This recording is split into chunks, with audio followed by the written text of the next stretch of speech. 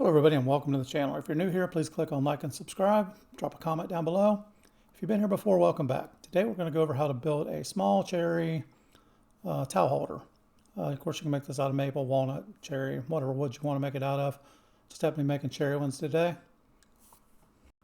So this is a fairly fast and easy project. I want to make my towel holder 18 inches tall with 8-inch rungs or 8-inch support bars going across there. I've got this really nice piece of cherry here.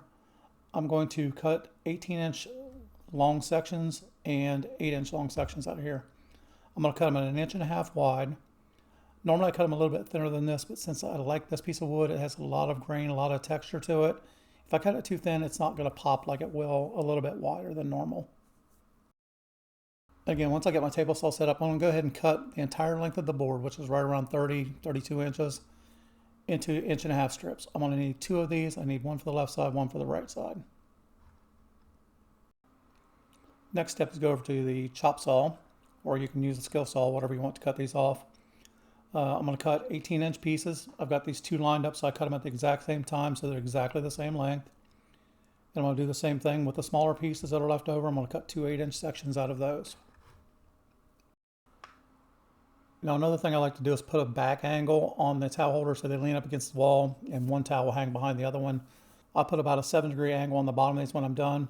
So what I want to do is I want to thin the 2 bar rungs or the holders to the same width as the board. So I want to make these square basically. So I'm sliding my table saw in. I'm going to push these through so I've got 2 squares.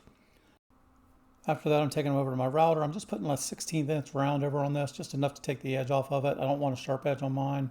You can do a bigger edge, no edge if you want to. You can just round it off with your sander.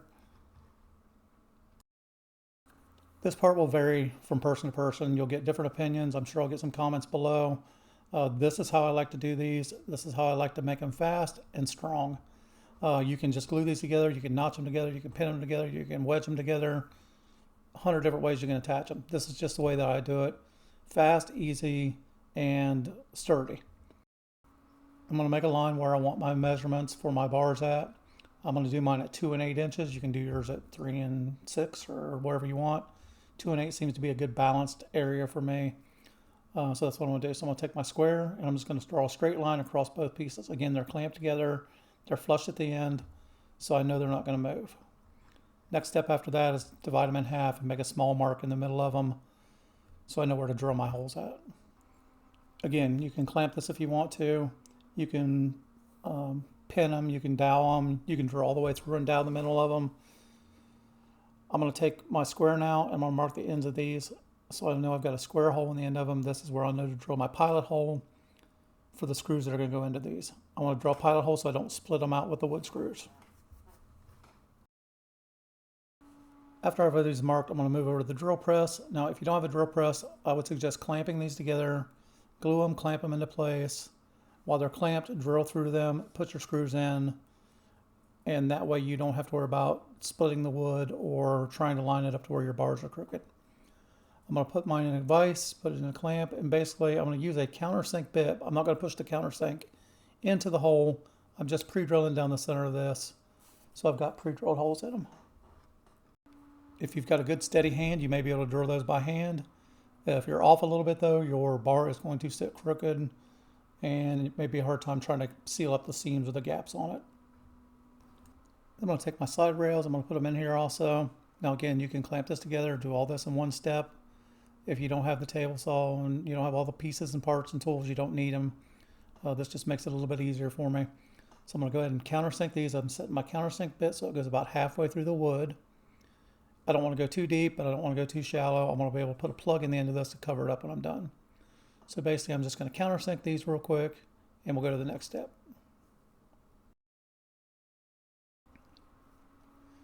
So I'm going to use 1.25 inch wood screws. You can use wood screws. Again, you can run dowels through these if you want to do a 3/8 inch dowel in there. You can do these how you want. I like the screws in there. They seem to hold the best, the tightest. They last the longer. They take a little bit longer sometimes to put in, but to me it's worth it. I'm going to take these screws, I'm just going to run them through to where they're peeking out the other side a little bit, put a little bit of glue on the end of the dowel, line them up, and drill them in. Now when you're tightening these up, if you get one that doesn't seal up or seam up really good, Since you've already got the screw started in the hole, sometimes the screw will bottom out in the leg before it bottoms out into the dowel. If you loosen it up a little bit, take a clamp, push it together, run the screw back in, it should seal up your gap just fine. Make sure you wipe off all your excess glue while you've got a chance to. Now here I'm going to set this to a 7-degree back cut. Now I want to cut both legs at the same time. That way, when you cut the legs originally, you could back cut them at 7 degrees. I just prefer to wait till I'm done. That way, when I cut them off, I cut them off at the same time. Since I've got a sliding miter saw, I can cut them both, and I don't have to worry about anything being uneven and trying to have to sand or correct anything. Make sure when you do this, if you're doing it on a miter saw, that you hold it nice and even. You don't want one leg sticking up, one leg sticking down. And do the same thing with the top. We're going to take the top, we're going to put the same angle on it, because when we stand this up, we want it to be cut back so the angle stays at the same direction.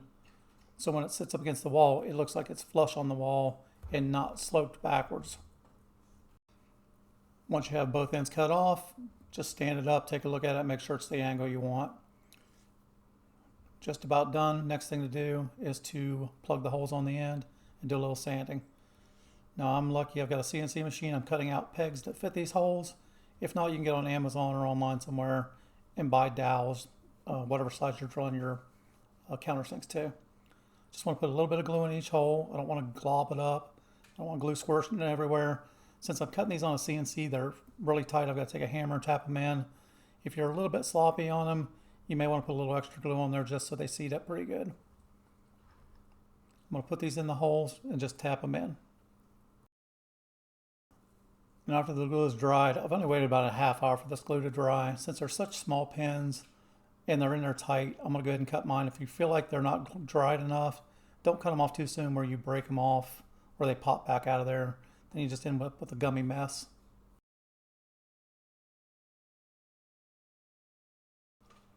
Now for everybody's favorite part, sanding. Now these are pretty smooth. I already had them pre-sanded. You saw the board I started with. The board had already been planed and sanded from another project. It was just a leftover piece, so I don't have a lot of work to do on this. I'm going to sand my dowel ends and make sure if I hit it with a saw or made a little nick in it somewhere that I smooth it out really good. Don't just take the corner of your sander and grind the dowels down, because you'll end up with a divot in there. You want to make sure you feather it out all the way through the side, kind of like I'm doing here. Now to finish it off, you can use whatever you want. You can use board butter like I'm using here. You can use oil. I would not recommend oil since you're going to hang towels over it, or it's made to hang towels over it. It may stain them. So verify what you're working with. You can poly these. You can spray poly them. You can do whatever you want to with them. I just like this because it gives them a nice natural look. And after the wax dries, it doesn't really come off on anything that I've had a problem with yet. Make sure you get your tops and the bottoms. And then after about 10 minutes, what you want to do is go back and just take a microfiber towel or any type of dry rag. Go over this and buff off any excess wax you have on there. Basically just give it a little spit shine, make it look nice. Hope everybody enjoyed the video. Please click on like and subscribe if you haven't already. Drop a comment below. Let me know what you think. Let me know if this was helpful to you or not. So I know whether to make more videos like this or not. Again, small